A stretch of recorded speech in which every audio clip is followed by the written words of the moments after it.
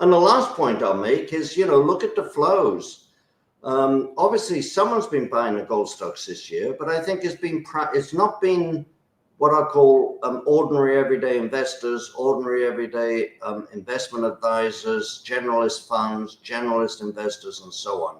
It's been gold specialists, it's been sophisticated investors, people like Druckenmiller and Paul Tudor Jones and Ray Dalio, and it's been the Elliott firm, investment management up in New York. It's been people like that. It's not been ordinary investors. In the world of precious metals, few dynamics are more telling than the flow of capital into and out of key sectors.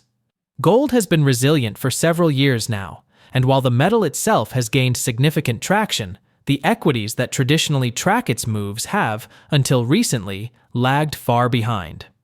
This disconnect between physical gold and gold stocks has puzzled many casual observers, but for those watching closely, the explanation is clear. The investors driving the gold trade so far are not the typical retail crowd or generalist funds, but highly sophisticated players who understand the long-term case for the metal. Adrian Day points to an important distinction here.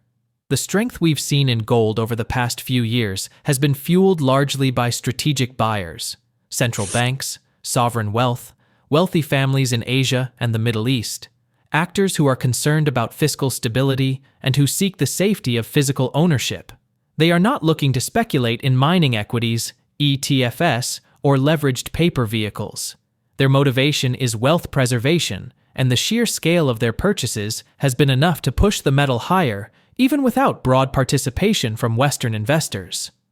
That lack of enthusiasm in the West is changing.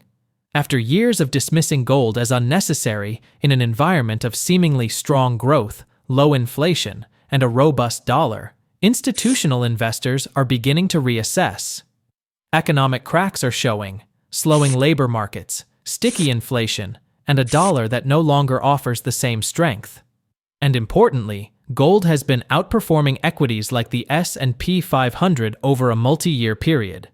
That performance gap is starting to get noticed, and historically, once awareness spreads, momentum in mining equities tends to accelerate rapidly. This sets the stage for what may be one of the most compelling periods for precious metals investors in decades. The underlying conditions have shifted.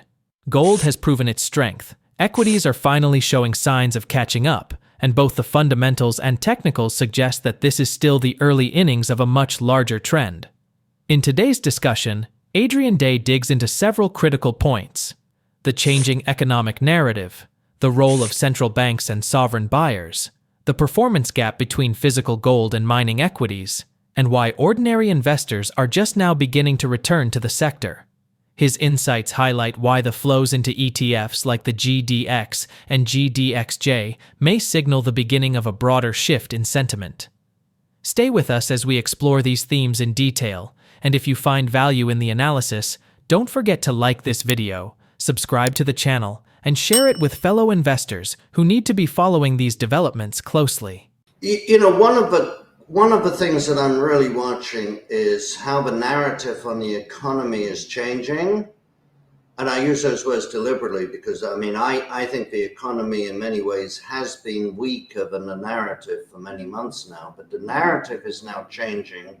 And at the same time, I think parts of the economy, particularly the labor market, are continuing to worsen. So that's definitely something to watch for, because, of course, if the labor market gets significantly worse, then the Fed is going to have to be easier than they are at the moment. So that's one thing.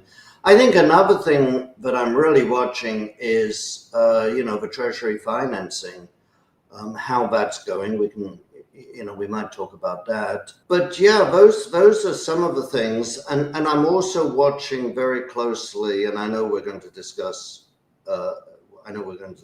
gold, but I'm really watching very closely the flows into and out of the GDX, GDXJ, and so on. A lot of things are going on. We know that for the last 3 years, really, gold has been moving up significantly, while the gold stocks until very recently, lagged. meaningfully lagged. And then they started moving in tandem until, as you say, just the last couple of months. So, I mean, I think we all know why that is. It's because there have been the main buyers of gold have been people like central banks, Chinese non-official buyers, as well as wealthy families in the Middle East, as well as Asia, concerned about the fiscal situation around the world. Those buyers with those motives buy physical gold. They don't buy silver, they don't buy gold stocks. And so that's why until recently we've seen gold move up meaningfully relative to the gold stocks. And it's not illogical that people, particularly Western people, were not buying gold stocks. So it's not illogical. It's certainly not illogical that central banks were buying physical rather than buying gold stocks. But it's also not illogical that the traditional buyers of gold stocks were not buying gold stocks, because typically Western investors are attracted to gold for economic reasons, when the economic environment is favorable to gold. That's particularly true of North Americans who don't have this long history of gold as a defensive insurance asset. Whereas if you're German or French or Italian, you know very well the value of gold as a sort of insurance asset. And until recently, the economic narrative in the US was really not conducive to gold at all. You had a seemingly strong economy. You had high interest rates that were resistant to coming down.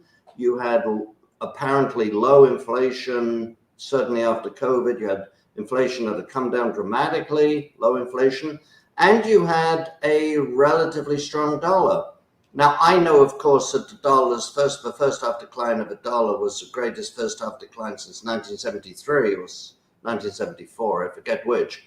But if you look at a sort of 3-year, 5-year picture on the dollar is still relatively strong. And so all of those things said, this is not an environment where you want to buy gold. Then if you add, is that a 3-year? That's a 5-year. Okay. Yeah, that's a DXY. So 5-year, this is how there it looks. You go. So on a 5-year basis, yes, it's come down. Sorry, I can't. Oh, sorry. 5 years. Sorry, on a 5-year basis, as people can see, it's come down from the peak, but it's still up from the bottom. It's not, it's not fallen apart yet. And then if you add to that the fact that the S&P is just continuing to go up, then US investors were really they weren't being illogical by saying, we're happy where we are, we don't need to look at gold. That, of course, has changed in the last month, not coincidentally, when the gold stock started to take off. As you pointed out earlier, we've got an economy that is clearly, even if you're a bull on the economy, clearly the rate of growth is slowing, and clearly there are problems in the labor market. Even Jerome Powell earlier in the week said he can no longer call the labor situation very solid. You've got interest rates obviously coming down. You've got inflation that has been stubborn. It's not running away from us, but it's been stubbornly, just moderately moving up. The trend line is certainly up over the last several months for CPI and PPI. It's not sort of dramatic, but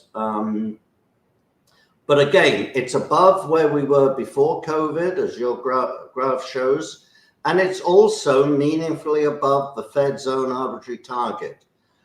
And it's just slowly picking up.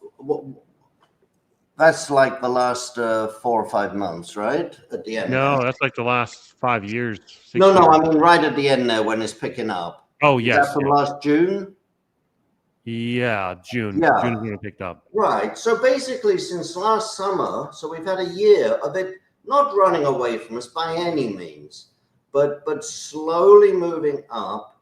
but I think more significantly, well above the Fed's own target. This is assuming you believe the numbers. That's a whole different question. Right. So what I'm saying, and then of course the dollar, as I mentioned, had that meaningful first half decline, and the bounce from that decline has been extraordinarily modest so far. And so one can see that the economic environment is shifting towards an environment that's more conducive for gold. And in addition to that, obviously the S&P continues to move up. But I think more and more people are seeing that the S&P has moved up meaningfully lower, not only than the gold stocks, but meaningfully lower than gold itself, which is really quite astonishing when you think gold is meant to be a defensive, strategic, long-term asset. It's not a speculation.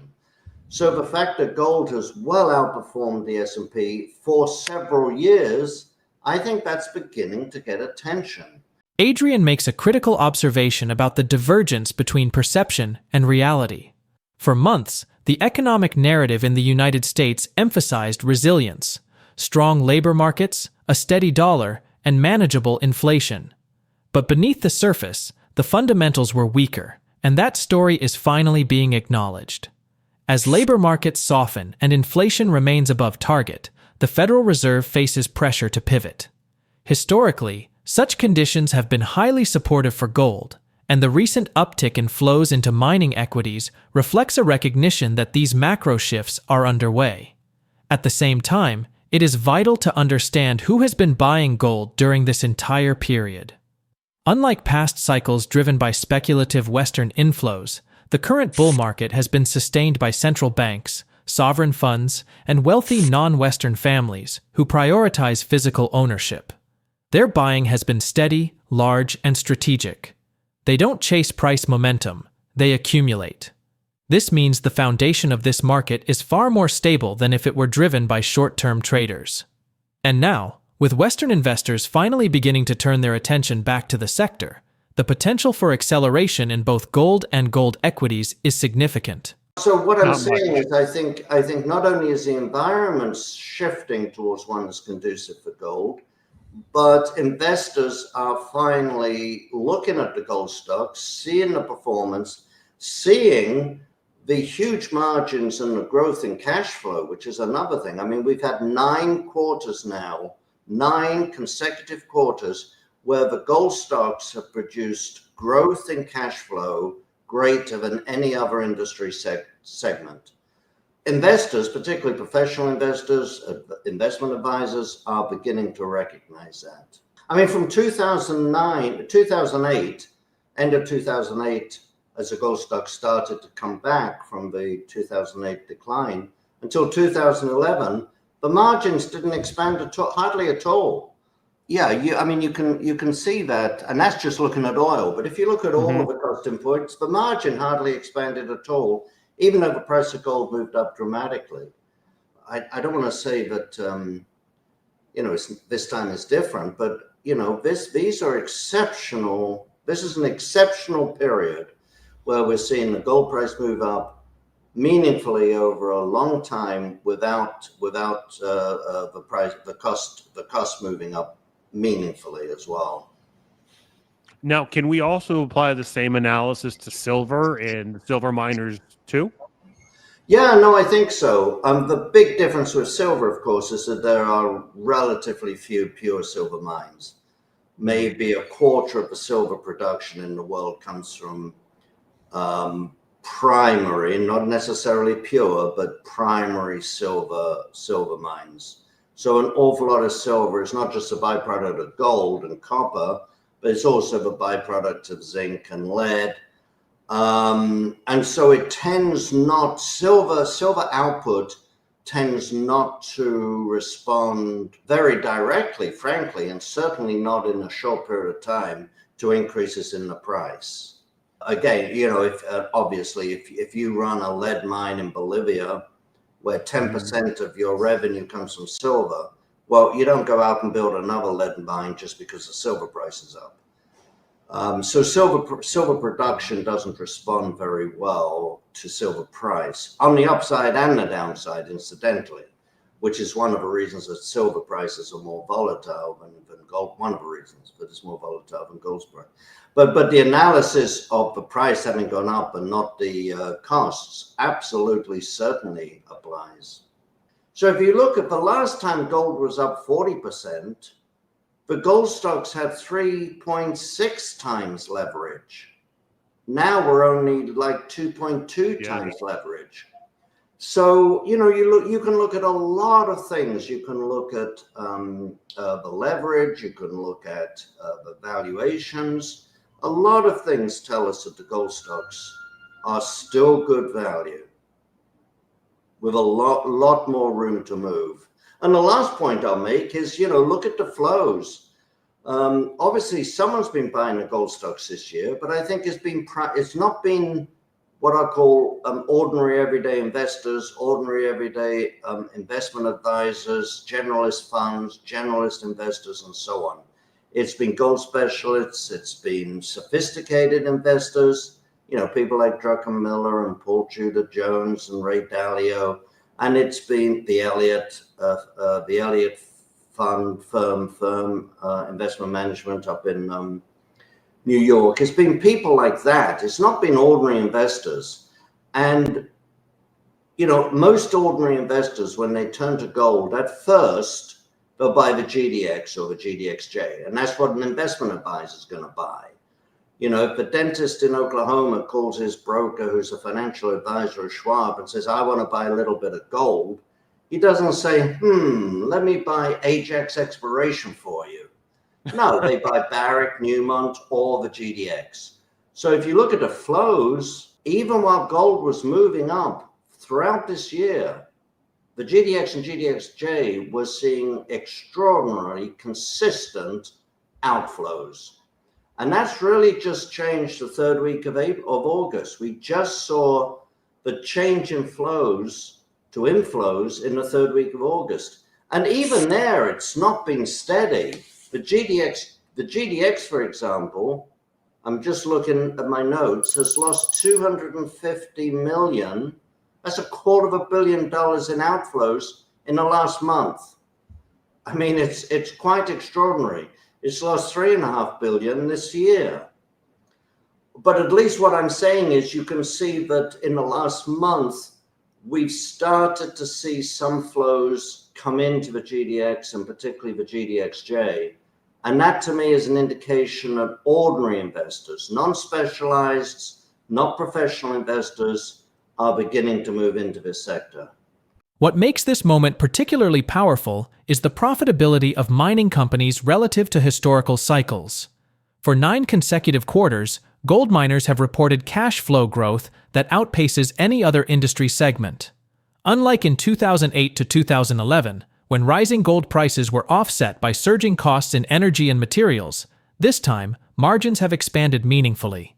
That combination, higher gold prices and controlled costs, creates an environment of exceptional profitability. Professional investors are beginning to recognize this, and the fact that flows into gold equities have turned positive after years of outflows underscores the shift in sentiment. Silver and silver miners deserve equal attention. While silver's production profile makes it more volatile, it is largely mined as a byproduct of other metals. Its leverage to gold's upside is undeniable. Supply does not adjust quickly in response to price, meaning sustained investment demand can create sharp imbalances. The limited number of primary silver producers amplifies this effect.